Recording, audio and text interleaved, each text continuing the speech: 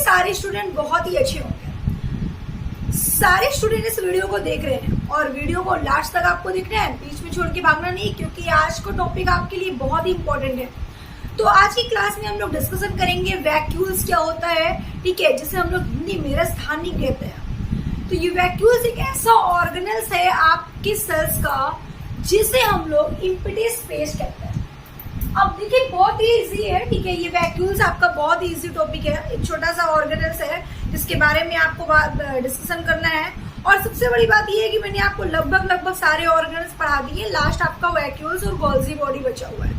तो आज की क्लास में हम लोग वैक्यूल्स के बारे में डिस्कशन करेंगे, फिर हम लोग नेक्स्ट गोल्जी बॉडी के बारे में डिस्कशन करेंगे, ठीक है। तो देखिए क्या होता है वैक्यूल्स के बारे में अगर बात करें तो देखिए बेटा, वैक्यूल्स को हिंदी में राजधानी के नाम से जानते हैं और वैक्यूल्स को इम्पेटस स्पेस बोलते हैं, ठीक है। इम्पेटस स्पेस क्यों बोलते हैं, अगर हम बात करते हैं तो इम्पेटस स्पेस इसलिए बोलते हैं भैया खाली स्थान, ठीक है, खाली स्थान मतलब आपके सेल्स में जहाँ पे भी आपको इम्पेटस स्पेस दिखे, खाली स्थान दिखे, वही वैक्यूल्स है, ठीक है। ये सेल बना हुआ है और सेल्स में एक छोटा सा ऐसा स्पेस होता है जिसे आप लोग इम्पेटस स्पेस कहते हो, जिसे मतलब आप लोग वैक्यूल्स कहते हो। तो वैक्यूल्स खाली स्थान को एब्जॉर्ब कर लेता है, इसलिए इसे हमको क्या बोलते हैं, इम्पेटस स्पेस कहते हैं। अब देखिए आपने देखा था कि जितने आपने ऑर्गेनल्स अभी तक पढ़े, जैसे कि माइटोकॉन्ड्रिया पढ़ा, तो माइटोकॉन्ड्रिया को power house of the cell बोलते हो या बायोप्लास्ट के नाम से जानते हो, या फिर अगर हम लोग बात करें एनर्जी व्हील के नाम से जानते हैं। राइबोसोम आपने पढ़ा तो राइबोसोम में आपने देखा कि प्रोटीन फैक्ट्री के नाम से जानते हैं, ठीक है। लाइसोसोम देखा तो लाइसोसोम को लोग सुसाइडल बैग बोलते हैं। एंडोप्लाज्मिक रेटिकुलम के बारे में जब आपने पढ़ा तो उसमें देखा कि मेम्ब्रेन ऑफ सेल्स के नाम से जानते हैं, ठीक है। और भी जितने भी आपने ऑर्गेनल्स पढ़े, आपने क्लोरोप्लास्ट पढ़ा, किचन ऑफ द सेल कहते हैं, ठीक है। तो जितने भी ऑर्गेनल्स आपने पढ़े हैं तो उन ऑर्गेनल्स में आपने देखा कि सबके अदर नेम है और विथ रीजन के साथ। तो वैसे ही आपके वैक्यूल्स का भी हम लोग बोलते हैं पॉकेट ऑफ द सेल, ठीक है, pocket of the cell. Pocket of the cell किसे कहते हैं, तो आप कहोगे कि वैक्यूल्स को कहते हैं, क्योंकि आपकी भी पॉकेट क्या होती है, खाली होती है, इम्पटी होती है, स्पेस होती है उसमें, ठीक है। पॉकेट आप लोग बनाते हो तो जो पॉकेट बना होता है वो कैसा होता है, इम्पटी होता है, स्पेस होता है उसमें, इसलिए हम लोग इसको क्या बोलते हैं, पॉकेट ऑफ द सेल बोलते हैं। तो क्वेश्चन कभी कभी आपसे पूछा जा सकता है, ऐसा क्वेश्चन भी आपके एग्जाम में आया जा सकता है कि इम्पेटस में की पॉकेट ऑफ द सेल किस ऑर्गेनल्स को कहते हैं, तो आपको बताना है वैक्यूल्स को कहते हैं, ठीक है। अच्छा, उसके बाद देखिए ये कैसा ऑर्गेनल्स है, अगर हम बात करते हैं, अभी तक आपने बहुत सारे ऑर्गेनल्स के बारे में डिस्कशन किया है, डबल मेम्ब्रेन होते हैं, सिंगल मेम्ब्रेन होते हैं, है ना, बहुत सारी चीजें आपने देखा। तो वैसे ही आपका ये जो ऑर्गेनल्स है, वैक्यूल्स है, सबसे पहले तो वैक्यूल्स आपका प्लांट सेल्स और एनिमल सेल्स दोनों में प्रेजेंट होता है, ठीक है। चाहे ये प्लांट सेल्स की बात की जाए चाहे एनिमल सेल्स की बात की जाए, दोनों सेल्स में आपका ये वैक्यूल्स प्रेजेंट होता है।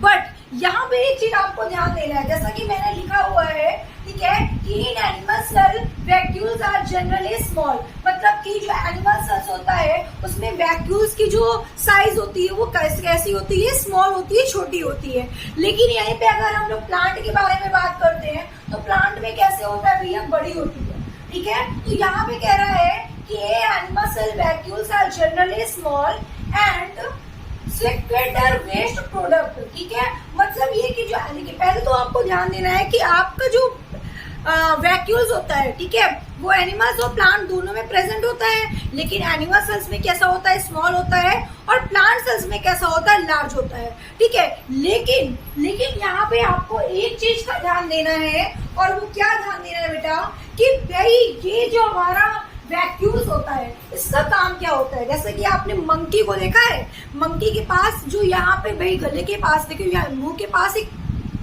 जब वो खाना खाता है, ठीक है, जब किसी चीज को लेता है तो आप देखते हो एक्स्ट्रा ले लेता है, और एक्स्ट्रा लेने के बाद मुंह पे वो दबा देता है कि इसको बाद में आराम से खाऊंगा इत्मीनान से, है ना, ऐसा होता है ना, आपने देखा होगा। तो वैसे ही आपका ये क्या है, पॉकेट ऑफ द सेल जिसे आप वैक्यूल्स कहते हो, वैसे ही हमारे बॉडी में काम करता है। जैसे कि क्या होता है कि ये क्या करता है कि आपको एक्स्ट्रा चीजें लेकर रख लेता है, जब आपको नीड होती है तब उसे आप डाइजेस्ट करवाता है, ठीक है। जैसे कि क्या होता है, ये खाना है या पानी है, उसको एक्स्ट्रा ले लेता है, ठीक है, तो एक्स्ट्रा लेकर अपने पास रखता है, जब आपको नीड होती है तब आपको प्रोड्यूस कर देता है, ठीक है। तो इस तरीके से आपका ये वैक्यूल्स काम करता है। आपने देखा था कि आपके सेल्स में जितने भी ऑर्गेनेल्स प्रेजेंट होते हैं सबके अलग अलग फंक्शंस हैं, सब कुछ ना कुछ आपके बॉडी के लिए करते हैं। कोई एनर्जी प्रोवाइड करता है, कोई प्रोटीन प्रोवाइड करता है, कोई प्रोटीन को ट्रांसफर करने का काम करता है, ठीक है। तो इस तरीके से सारे ऑर्गेनल्स कुछ ना कुछ कर रहे हैं।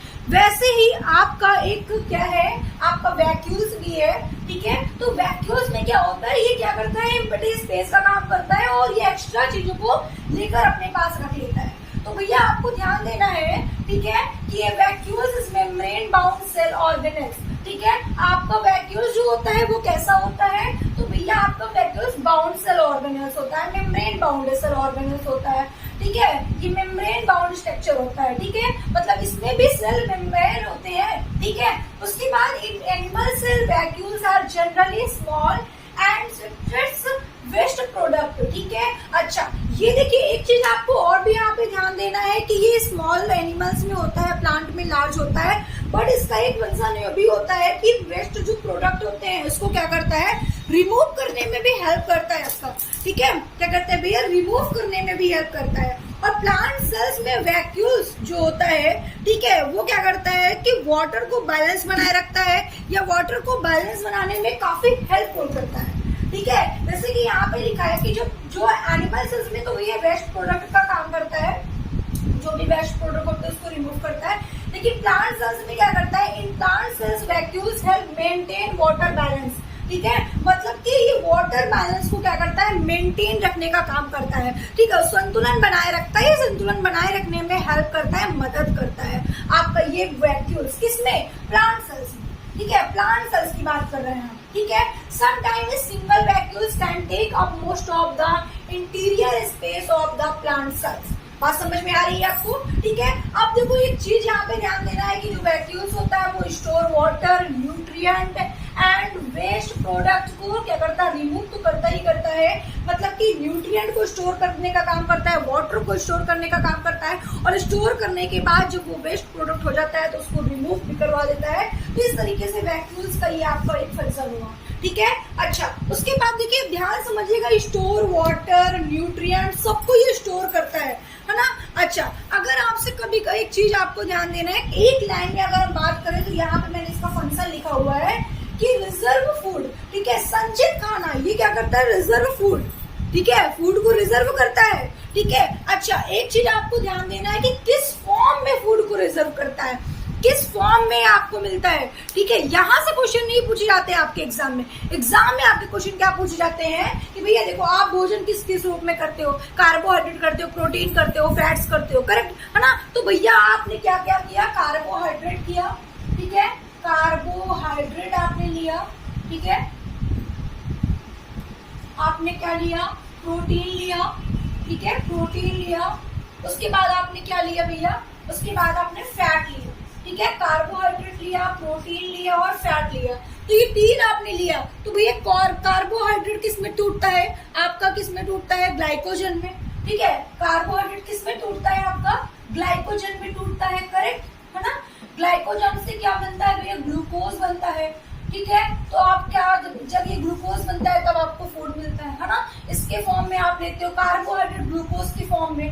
प्रोटीन जो होता है, ठीक है, प्रोटीन किस में टूटता है, तो भैया आप कहोगे मैम प्रोटीन पहले किस में टूटेगा, आपका पेप्टाइड में, ठीक है। तो ये किसके फॉर्म में आप प्रोटीन को लोगे, तो डायरेक्टली अगर हम बात करें तो अमीनो एसिड के फॉर्म में, ठीक है, अमीनो एसिड के फॉर्म में आप लोगे, ठीक है। अगर इस फैट की बात की जाए, ठीक है, दिख रहा है इधर साइड में आपको दिख रहा है कि नहीं।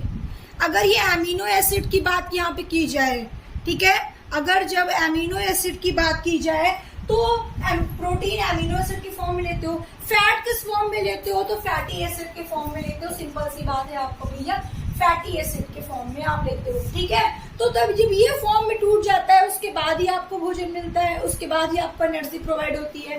तो एनिमल्स वैक्यूल्स के पास फूड ग्लाइकोजन के फॉर्म में संचित करता है। सिर्फ कहने का मतलब मेरा ये है कि जो एनिमल्स होता है वो जो फूड को, ठीक है, एनिमल सेल्स जो आपके होते हैं, ठीक है, एनिमल सेल्स में जो वैक्यूल्स का मेन फंक्शन होता है वो फूड को ग्लाइकोजन के फॉर्म में, ठीक है, वो फूड को ग्लाइकोजन के फॉर्म में क्या करता है, आपका संचित करता है, ठीक है, एनिमल सेल्स में, ठीक है। लेकिन एनिमल सेल्स में फूड वैक्यूल्स में स्टोर होता है।